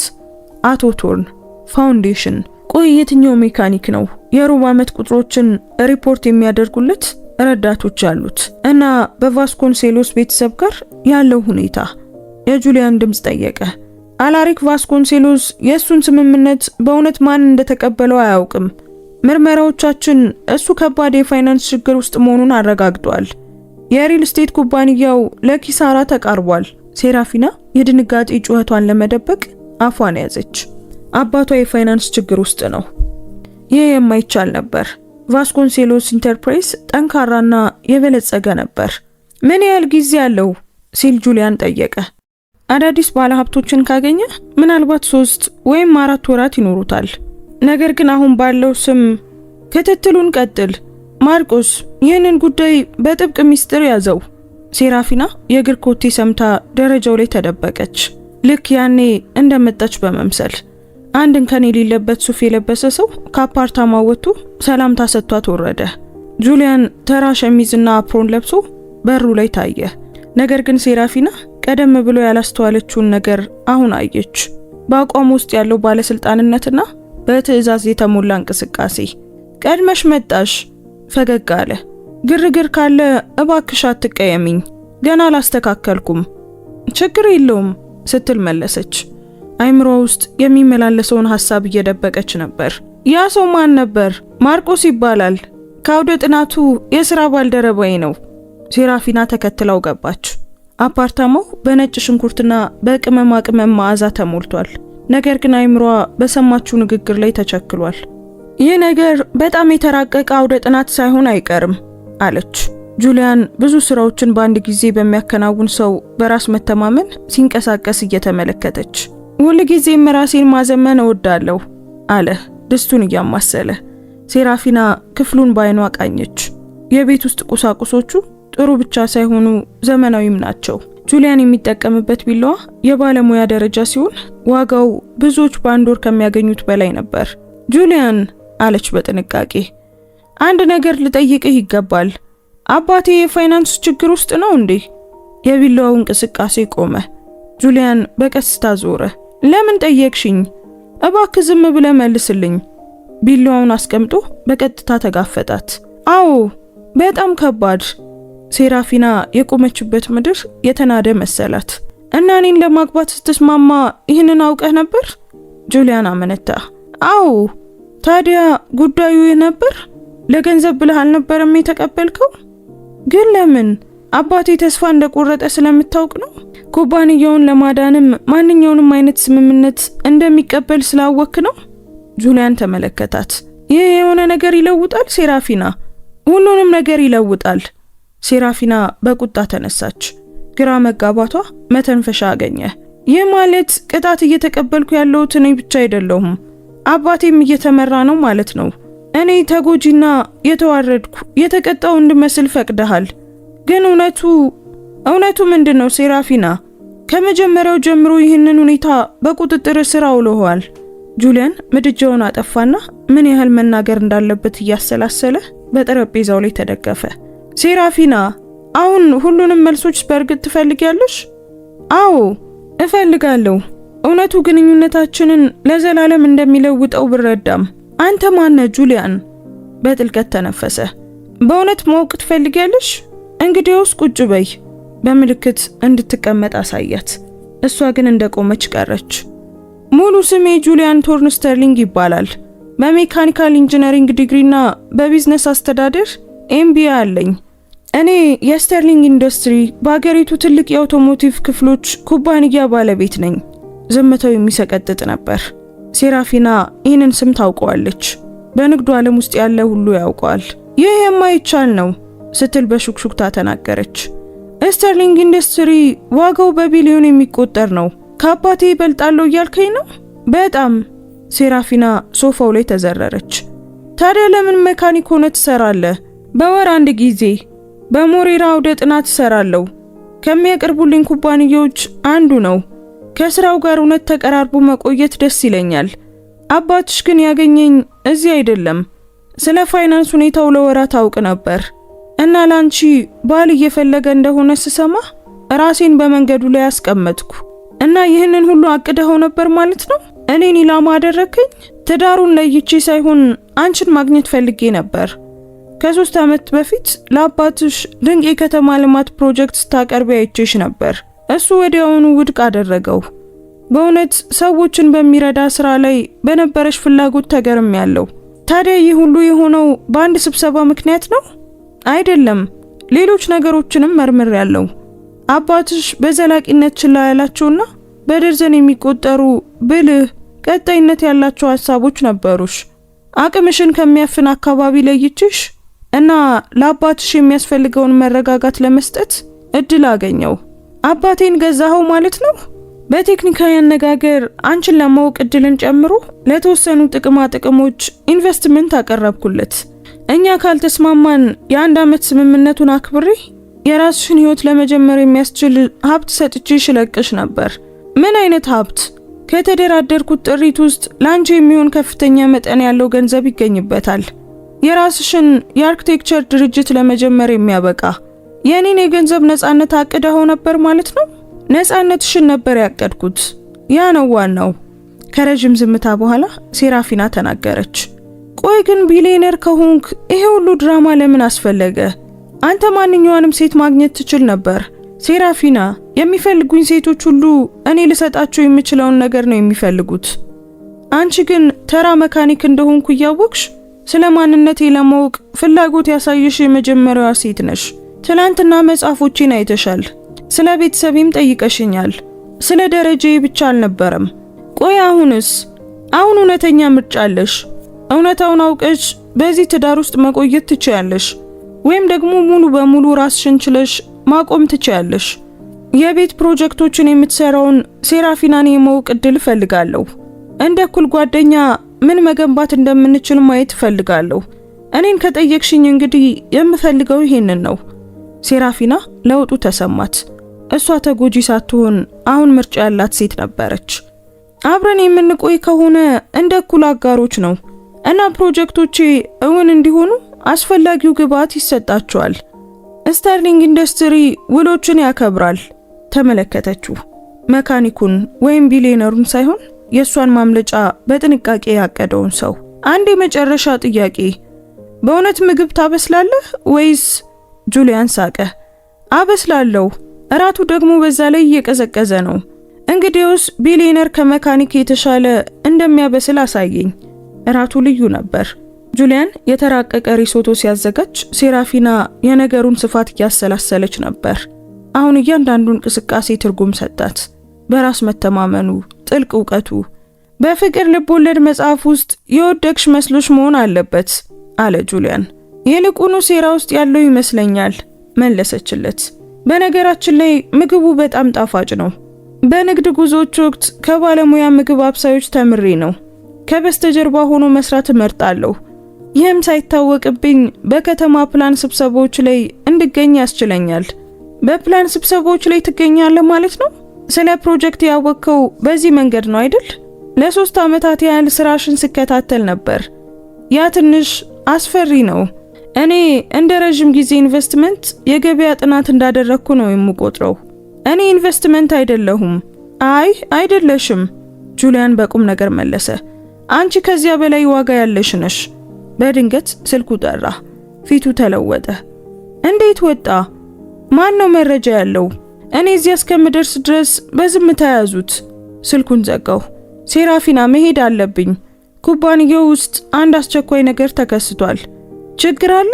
በእኔ ዓለም ውስጥ ሰዎች ሁልጊዜም ችግር ለመፍጠር ይሞክራሉ። ጥፋት ማድረስ ወይም የሐሰት ክሶች። የቤቱ ደውል አጥብቆ ጮኸ። ጁሊያን በጥንቃቄ መለሰ። ፌዴራል ፖሊስ ነን። ከአቶ ጁሊያን ቶርንስተርሊንግ ጋር መነጋገር እንፈልጋለን። ሴራፊና ደሟ ሲቀዘቅዝ ተሰማት። ጁሊያን በፍርሃት አይን ተመለከታት። ምንም ቢፈጠር እመኚኝ፣ አንድ ሰው እኔን ለማጥመድ እየሞከረ ነው እና አባትሽ እጁ እንዳለበት እጠራጠራለሁ። አባዬ? ያ የማይሆን ነገር ነው። ተስፋ የቆረጡ ሰዎች የማይሆን ነገር ያደርጋሉ። ሴራፊና ከበድ ያለ ማንኳኳት ተከተለ። 2 የፌዴራል ወኪሎች ገቡ። ጁሊያን ቶርንስተርሊንግ፣ የመፈለጊያና የመያዣ ማዘዣ አለን። በገንዘብ ማጭበርበርና በሕገ ወጥ ጥምረት ምስረታ እየተመረመርክ ነው። ይህ ስህተት ነው፣ ሴራፊና ጮኸች። እመቤት፣ ክፍል ውስጥ ጠብቂ ሲል ወኪሉ አዘዘ። ለ40 ደቂቃዎች ያህል አፓርታማውን ሲበረብሩ ኮምፒውተሮቹንና ሰነዶቹን ሲይዙ ተመለከተች። አንዳንድ ቃላትን ሰማች። ታማኝ ምንጭ፣ የውሸት ኩባንያዎች። አንድ ሰው ስለ ስራው ትልቅ ዝርዝሮችን ሰጥቷል። አቶ ስተርሊንግ፣ ለጥያቄ አብረህን መሄድ አለብህ። ታስሬያለሁ? አይ፣ ለጊዜው ምርመራ ብቻ ነው። ጥበቃ ጥራ። ጁሊያን ሴራፊናን ተመለከተ። ወደ ቤት ሂጂ እና ለማንም አታውሪ። ሴራፊና፣ ደግሞ ተጠንቀቂ እሺ? ከምን ልጠንቀቅ? እሱ ግን ቀድሞውኑ እየተመራ ወጥቶ ነበር። በአፓርታማ ውስጥ ብቻዋን ሆና ሴራፊና ወኪሎቹ ትተዋቸው የሄዱትን ክፍት መሳቢያዎች ተመለከተች እና በደመ ነፍስ መፈለግ ጀመረች። ወኪሎቹ ባላዩት መሳቢያ ውስጥ ሴራፊና በጁሊያን የእጅ ጽሑፍ የተጻፈ ትንሽ ኢንቨሎፕ አገኘች። በሚንቀጠቀጡ እጆቿ ከፈተችና አነበበችው። ሴራፊና፣ ይህንን እያነበብሽ ከሆነ የማይቀረው ነገር ደርሷል ማለት ነው። ኩሽና ውስጥ ካለው የሱፍ አበባ ስዕል ጀርባ ካዝና አለ። ኮዱ የልደት ቀንሽ ነው። በውስጡ ያሉት ሰነዶች ሁሉንም ነገር ያብራራሉ። ማርቆስ ቫንሴን እመኚው። እሱ አንቺን እንዲረዳሽ መመሪያ ተሰጥቶታል። አስታውሺ፣ አንቺ ለአባትሽ ምርጫ ተጠያቂ አይደለሽም። ሴራፊና ወደ ኩሽናው ሮጣ ስዕሉን አነሳችና ኮዱን አስገባች። ካዝናው ተከፈተ። በውስጡም የተደራጁ ማህደሮች ነበሩ። አንዱ አላሪክ ቫስኮንሴሎስ ምርመራ ተብሎ ተጽፎበታል። በከፍተኛ ፍጥነት ልቧ እየመታ በጭራሽ ያልገመተችውን ታሪክ አገኘች። ከ2 ዓመት በፊት ጁሊያን አላሪክ በሐሰት የሪል ስቴት ፕሮጀክቶች ገንዘብ እያጭበረበረ እንደሆነ አውቆ ነበር። ጁሊያን ሪፖርት ከማድረግ ይልቅ ድብቅ ምርመራን ጀመረ። ገጽ በገጽ የአባቷን ወንጀሎች ያረጋግጣል።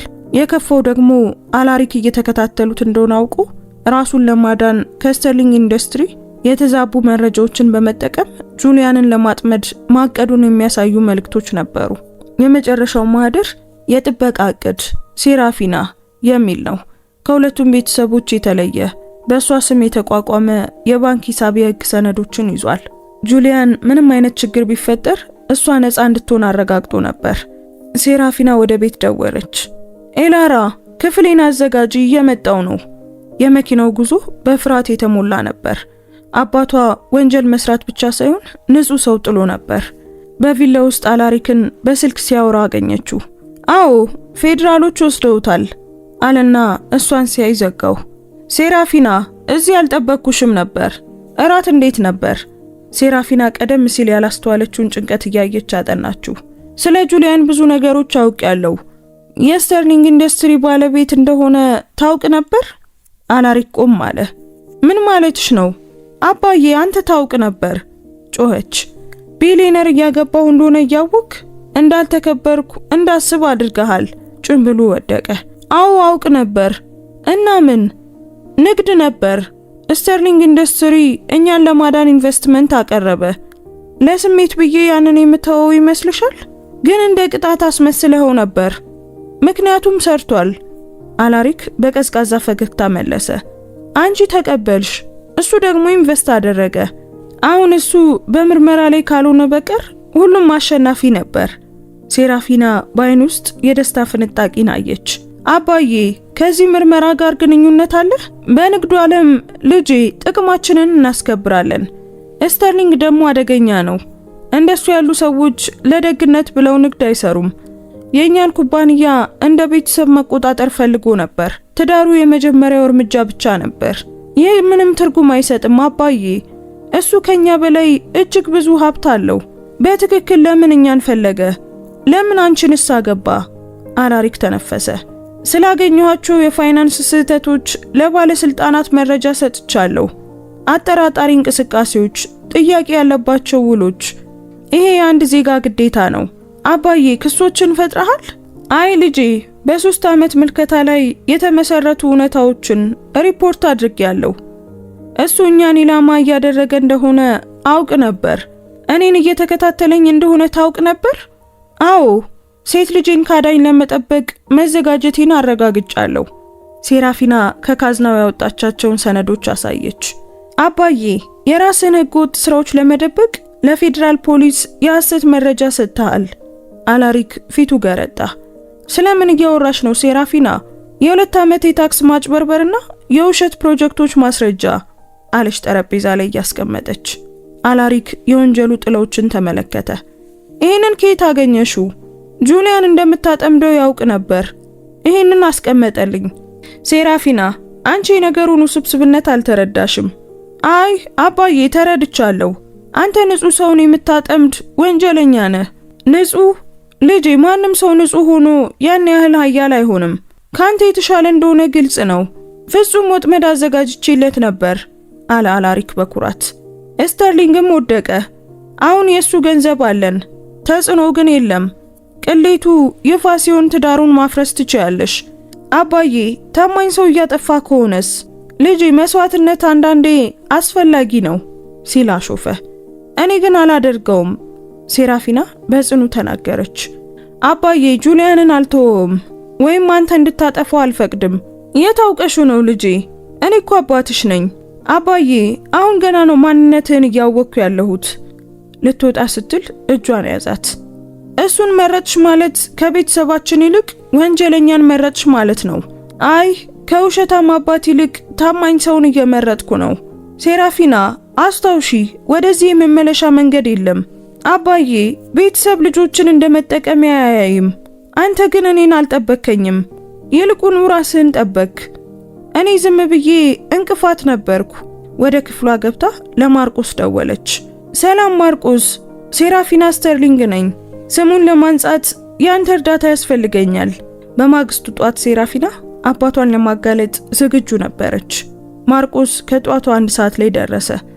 ወይዘሮ ስተርሊንግ አለ በአክብሮት። እባክህ ሴራፊና በለኝ፣ ስለመጣህ አመሰግናለሁ። ማርቆስ ቦርሳውን ከፈተ። ጁሊያን ግልጽነትን ፈልጎ ነበር። የሱ ንጽህናን የማያስታብል ማስረጃ አለን። ነገር ግን የአባትሽ ወጥመድ ውስብስብ ነው።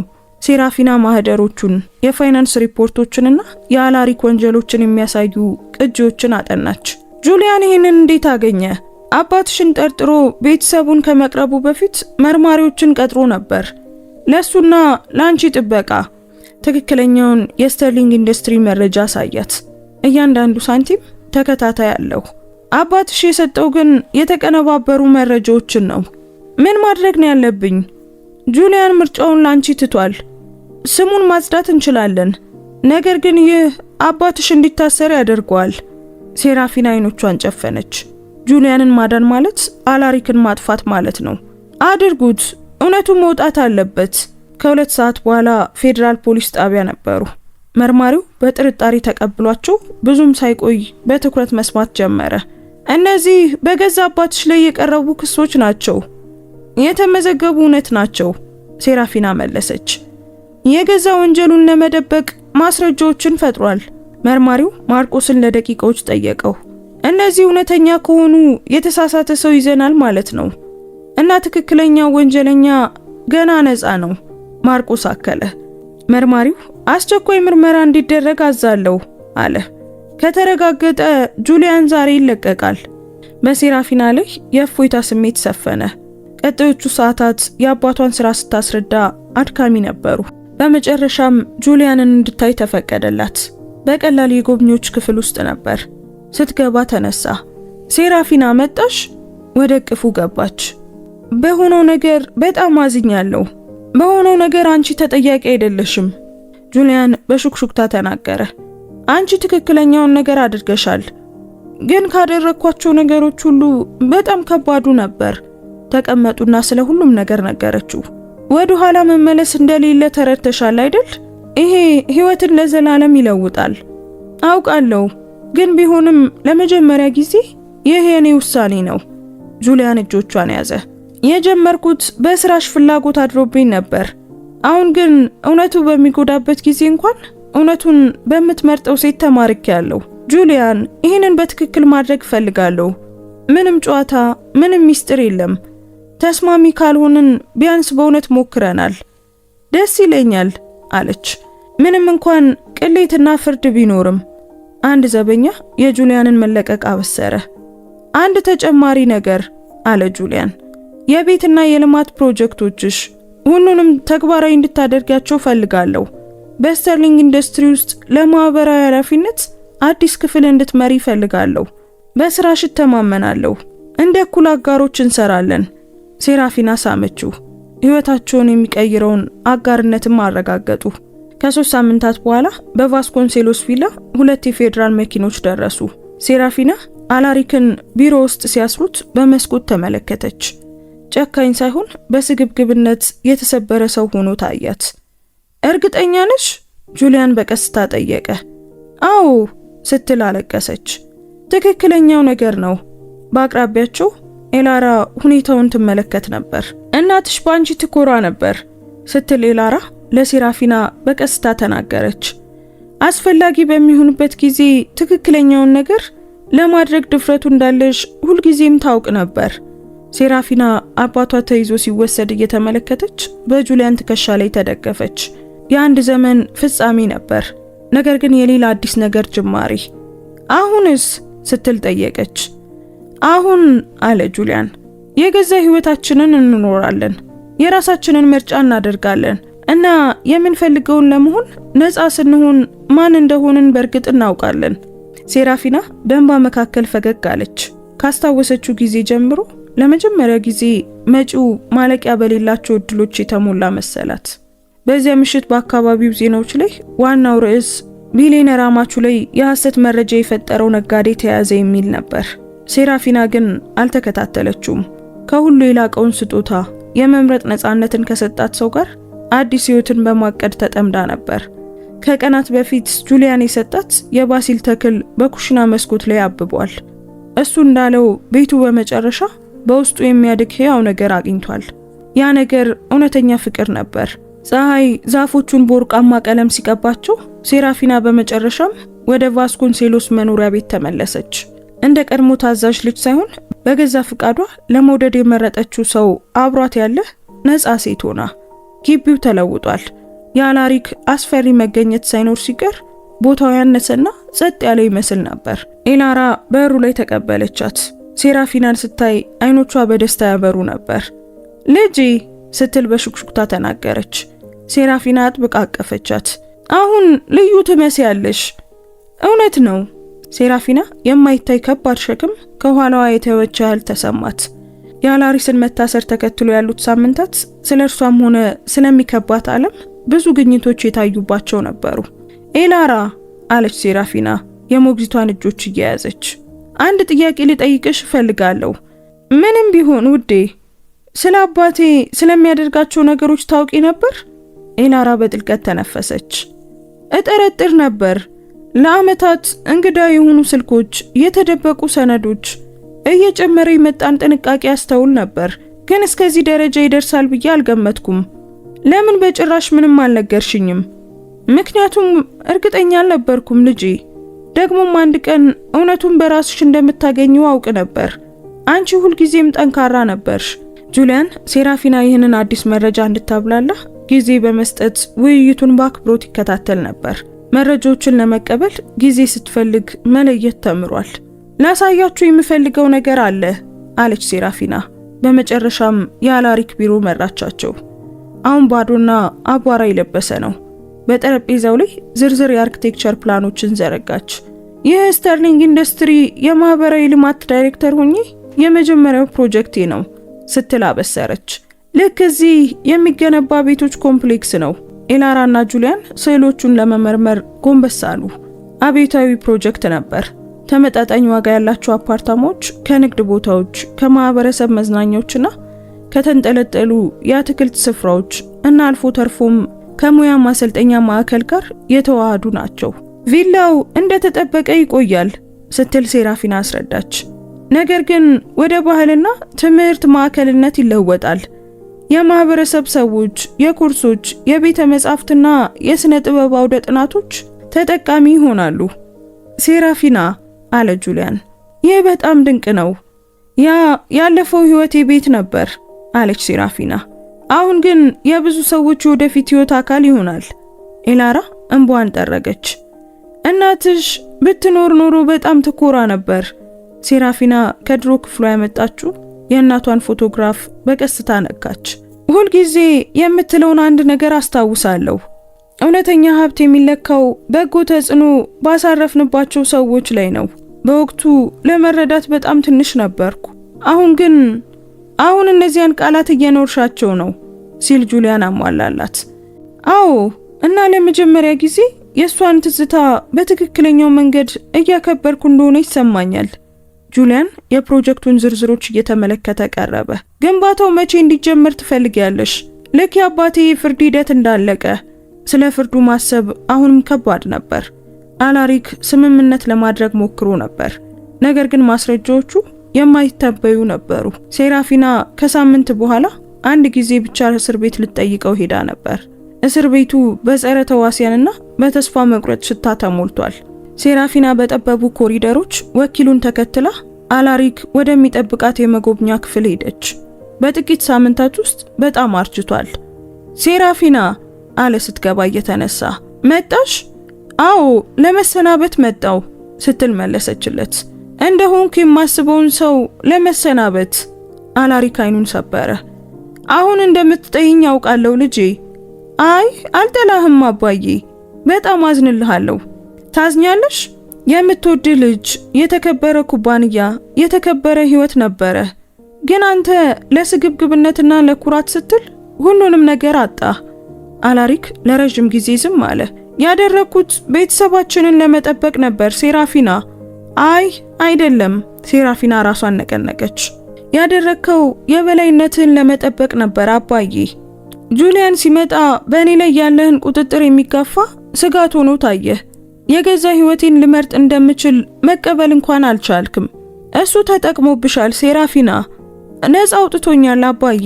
አንተ ከምትፈልገው ታዛዥ ልጅ በላይ መሆን እንደምችል አሳይቶኛል። እውነተኛ ምርጫዎችን አቅርቦልኛል። አለሪክ ትኩር ብሎ ተመለከታት እና ለመጀመሪያ ጊዜ ሴራፊና በእሱ አይኖች ውስጥ እውነተኛ ጸጸትን አየች። ይቅር ልልህ እችላለሁ አባዬ አለች በቀስታ፣ ግን እንደማምንህ ማስመሰል አልችልም እና ተጨማሪ ህይወቶችን እንድታጠፋም አልፈቅድም።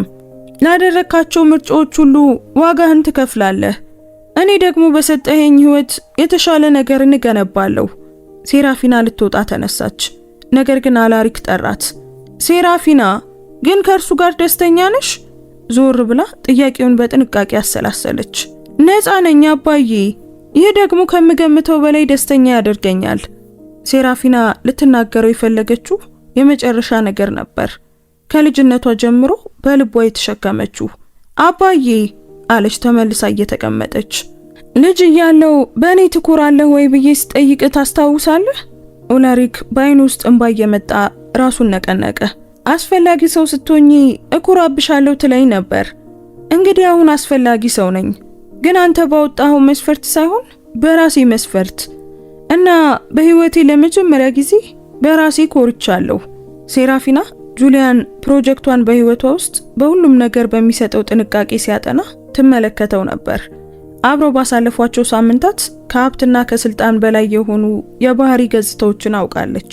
ጁሊያን ለሰራተኞቹ ደግ፣ በህንጻው ውስጥ ላሉ ህፃናት ታጋሽ፣ ማንም ላላያቸው ጉዳዮች ደግሞ ቸር ነበር። ከሁሉም በላይ ደግሞ ይሰማታል። ሐሳቦቿን፣ ስጋቶቿን፣ ህልሞቿን በእውነት ያዳምጣል።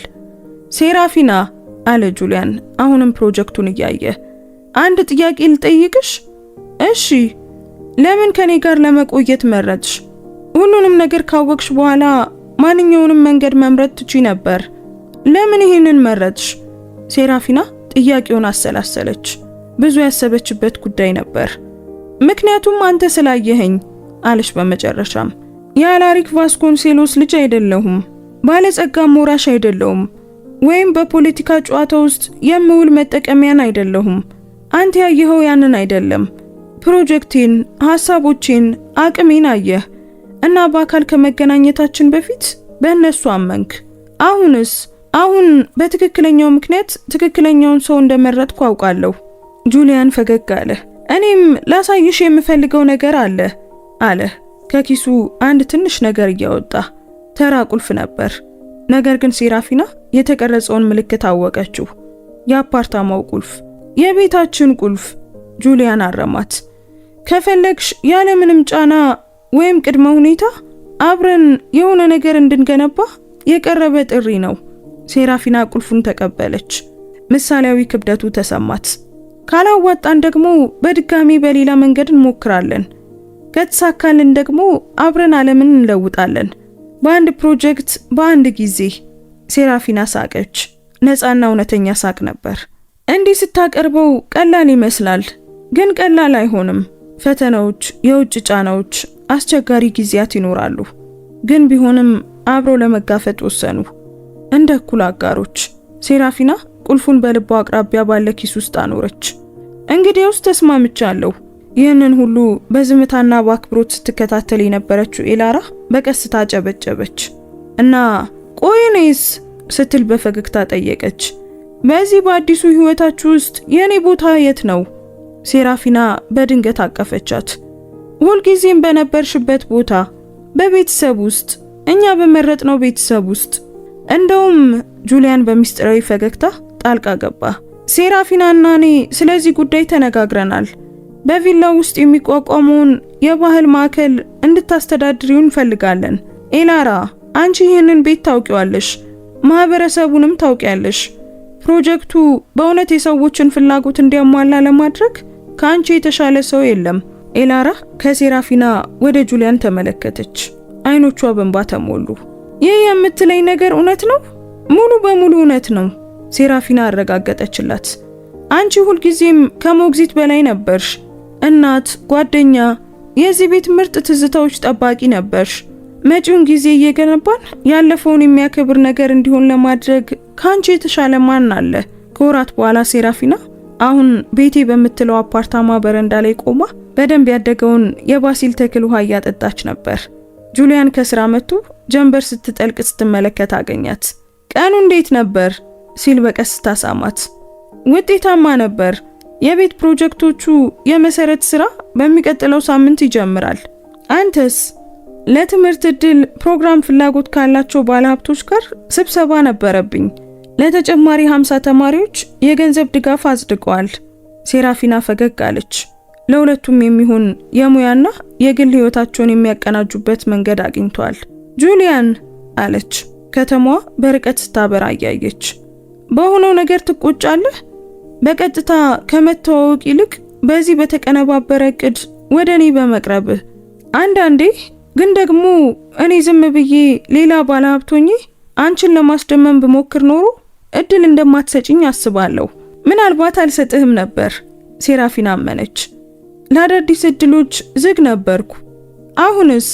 ሴራፊና ወደሱ ዞር ብላ በራስ መተማመን መንፈስ የተላበሰችውን ገለልተኛዋንና በፍቅር የወደቀችውን ሴት በአይኑ ነጸብራቅ ውስጥ እያየች ተመለከተችው። አሁን ከባድ ምርጫዎችን ለማድረግ ድፍረት ሲኖረን በህይወት ውስጥ ምርጥ ነገሮች እንደሚመጡ አውቃለሁ። ጁሊያን አቅፏት ከተማዋን እየተመለከቱ ቆሙ። በመካከላቸው ባለው ጠረጴዛ ላይ 2 መጽሔቶች ጎን ለጎን ተቀምጧል። አንዱ ጁሊያን በሽፋኑ ላይ ሆኖ ስለ ንግድ ፈጠራ የሚያወራበት፣ ሌላኛው ደግሞ ሴራፊና ለማህበራዊ ቤቶች በሰራችው ስራ የዓመቱ ምርጥ አርክቴክት ተብላ የተመረጠችበት ነበር። ነገር ግን መጽሔቶቹ ተረስተዋል። ዋናው ነገር በዚያ ቅስፈት እርስ በርሳቸው ፍቅርን ብቻ ሳይሆን ዓላማንም ያገኙት እነዚያ 2 ሰዎች ነበሩ። ስልኩ ጮኸና ያንን ቅስፈት አቋረጠችው። ኤላራ ነበረች። ሴራፊና ልጄ፣ አሁን ዜናውን አየሁት። ኦላሪክ በስምምነቱ ተስማምቷል። 5 ዓመት እስራት። ሴራፊና ተነፈሰች። ፍትህ ሰፍኗል፣ ኤላራ መለሰች። እና የዚህ የህይወትሽ ምዕራፍ ፍጻሜ ነው። ስልኩን ከዘጋች በኋላ ሴራፊና ጁሊያንን ተመለከተች። አለቀ? አይ አይደለም። ጁሊያን እጇን ያዘ። ገና እየጀመረ ነው። በእርግጥ እሱ ትክክል ነበር። ያለፈው ተዘግቷል። ነገር ግን የወደፊቱ ጊዜ ማለቂያ በሌላቸው እድሎች ተሞልቶ ከፊታቸው ተዘርግቷል።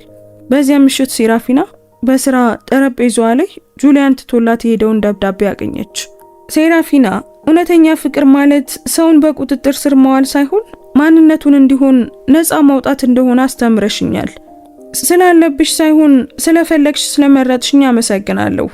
ለዘላለም አጋርሽ ጁሊያን። ሴራፊና ደብዳቤውን ከመጀመሪያው የባሲል ተክል ጋር እንደ ምልክት አድርጋ ፈገግ አለች። ለመጨረሻ ጊዜ በመስኮት ወደ ውጭ ተመለከተች። ሊለውጧት የሚረዱትን ከተማ እያየች ነበር። የህይወቷን ፍቅር ብቻ ሳይሆን የገዛ ህይወቷን እንዳገኘች አወቀች። በውርደት እንባ የጀመረው ታሪክ በእውነተኛ የደስታ እንባ ተጠናቀቀ። በዚህ ጊዜ ግን ሴራፊና የምታለቅሰው ስለመረጠች ነበር። ይህ የደስታ እንባ የነጻነት እንባ ነበር። ውድ ቤተሰቦቻችን፣ የዛሬው ታሪካችን በዚሁ ተጠናቋል። ታሪኩን እንዴት አገኛችሁት? ምንስ ተማራችሁበት? እስኪ ኮሜንት ላይ ሐሳብ አስተያየታችሁን አስቀምጡልን።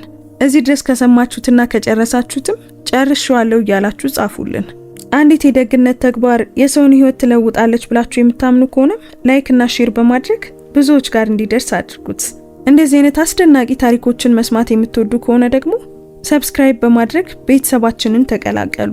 በየቀኑ የምንለቃቸው አዳዲስ ታሪኮች እንዳያመልጧችሁ የደወል ምልክቱን ተጫኑ። እናመሰግናለን። እንወዳችኋለን። ቸር ቆዩን።